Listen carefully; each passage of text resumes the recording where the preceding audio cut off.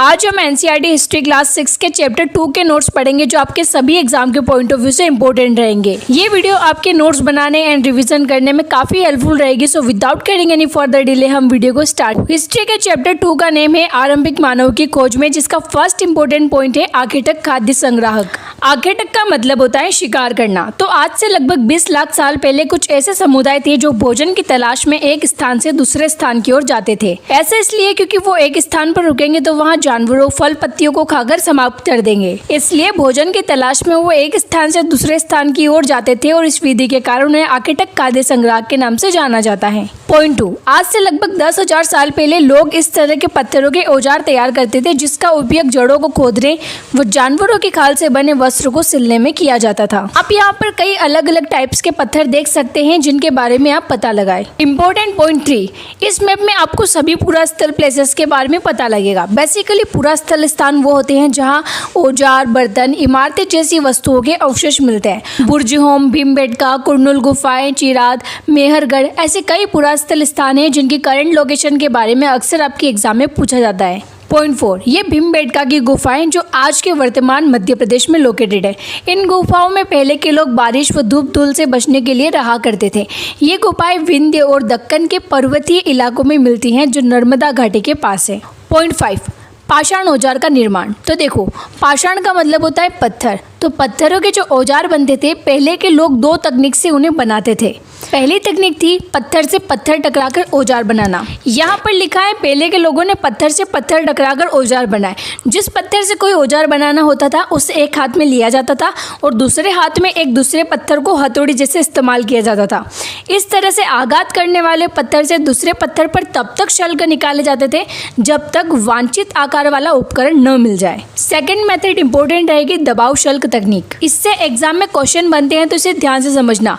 इसमें क्रोड को एक स्थिर सतह पर टिकाया जाता है और क्रोड पर हड्डी या दूसरा पत्थर रखकर उस पर हथौड़ी नुमा पत्थर से शल्क निकाले जाते हैं जिससे वांछित उपकरण बनाए जाते हैं। आई होप आपको ये पॉइंट क्लियर हो गया होगा। नाउ पॉइंट 6, नाम और तिथियां। इस बॉक्स को मैंने आपके लिए रेडी कर दिया है। इसमें जो भी लिखा है आप इसे पढ़ सकते हैं। फर्स्ट, इसमें आरंभिक काल का टाइम बताया है 20 लाख साल पहले से 12,000 साल पहले का समय, और आरंभिक काल को पूरा पाषाण काल के नाम से भी जानते हैं।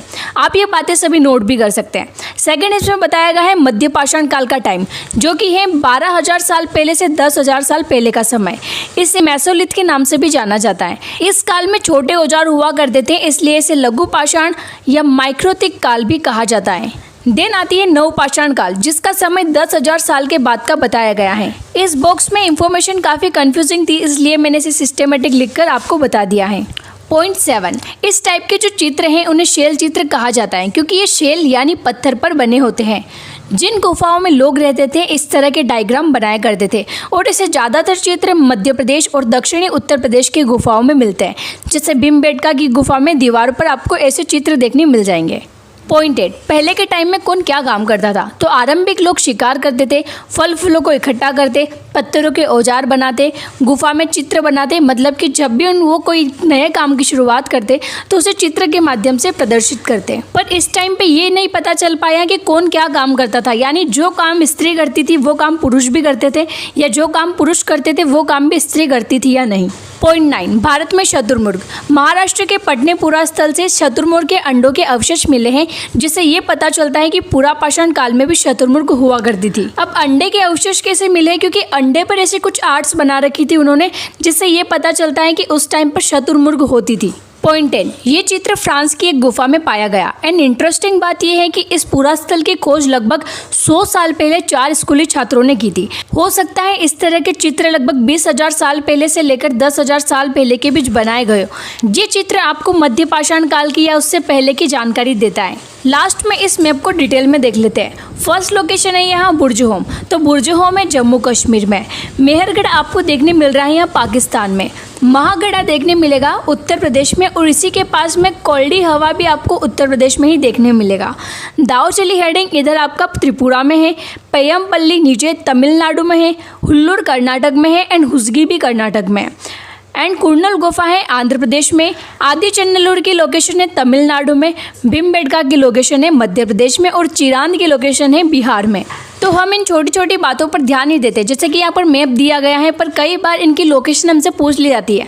सपोज यूपीएससी में इस तरह से क्वेश्चन बन सकता है कि जितने भी आपके पुरास्थल स्थान है उनको लोकेट करिए एक मैप में। तो आप ऐसे लोकेट कर सकते हैं। जब तक आपको ये पता नहीं होगी कि उनको किस स्टेट में है या कौन सी प्लेस पर है, तब तक आप उनको लोकेट नहीं कर सकते। तो जो भी आप एनसीईआरटी में पढ़ेंगे वही सब इंफॉर्मेशन आपको एग्जाम में पूछी जाती है। तो अगर आप इसको ध्यान से पढ़े तो आप सारे